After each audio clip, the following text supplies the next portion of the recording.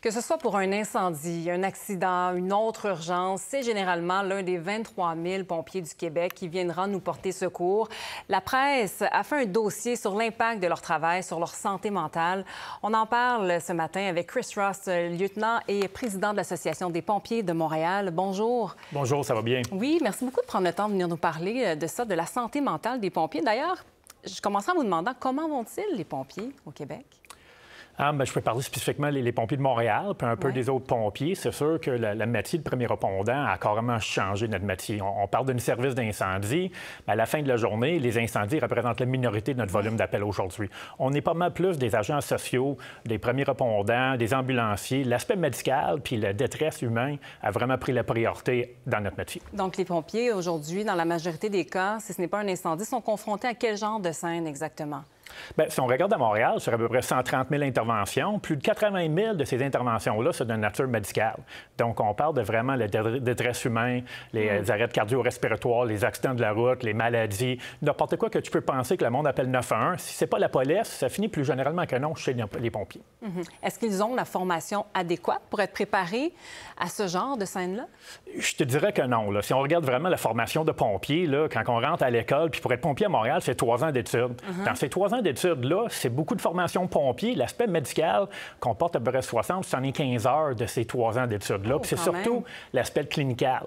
L'aspect santé mentale, puis comment on prend soin de nous-mêmes, c'est pas quelque chose qu'on enseigne puis qu'on en parle. Elle demeure quand même un tabou dans les mesures d'urgence aujourd'hui. Ah oui, encore aujourd'hui. Donc, il y a un tabou dans ce qu'on enseigne, mais est-ce qu'il y a des ressources sur le terrain? Là? Si un pompier éprouve une certaine difficulté après une intervention, vers qui il peut se tourner? Nous autres, à Montréal, il existe un programme d'aide aux employés avec des pères aidants qui sont disponibles 24 sur 24. Donc, il existe un numéro de téléphone pour les pompiers de Montréal qui peuvent appeler, parler avec un autre pompier.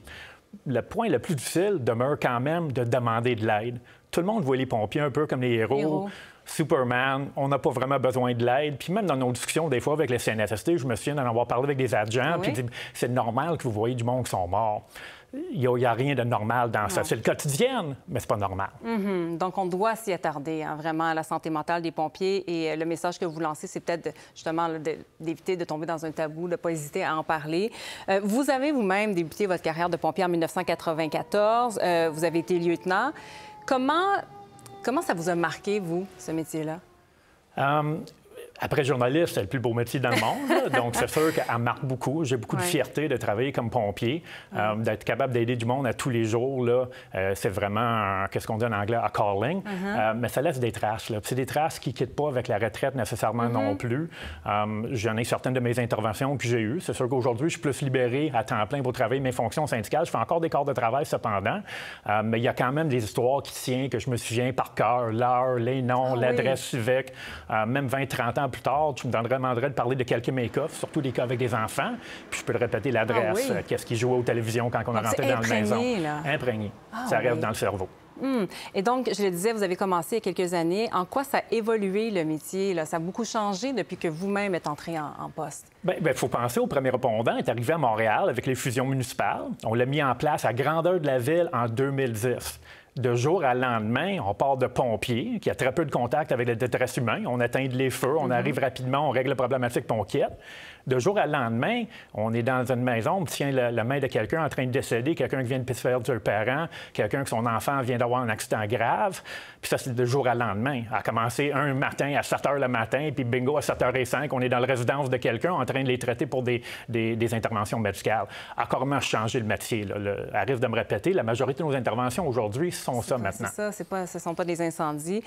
Donc, à ce moment-là, peut-être, est-ce qu'il y a des pistes de solutions? Qu'est-ce qui pourrait être envisagé pour peut-être mieux encadrer, mieux soutenir les pompiers au Québec? On est certainement mieux qu'on était en 2010. Je pense qu'il reste encore beaucoup de chemin à faire. Il faut surtout casser la fameuse cycle, le monde qui ont peur de demander de l'aide. Le suicide demeure quand même un tabou chez nous. On tente de faire des formations, on a des fiches en caserne, les questions à poser. Mais si on regarde sèchement les statistiques à Montréal, on a perdu sur les dernières quinzaines d'années à peu près un pompier en moyenne par année à la suicide. On n'en parle pas, il n'y a pas de funéraire civique, c'est pas dans les journaux, mais c'est quand même une statistique qui est très inquiétante. Absolument. Donc, une dure réalité, hein, la santé mentale. Mais on commence à s'y intéresser, je le rappelle, avec ce dossier de la presse. Vraiment, plusieurs témoignages, plusieurs commentaires. Merci beaucoup d'être venu partager vraiment votre expérience, votre point de vue, ce que vous entendez sur le terrain. Merci beaucoup, M. Ross. Merci d'avoir pris le temps de nous écouter. Bonne journée.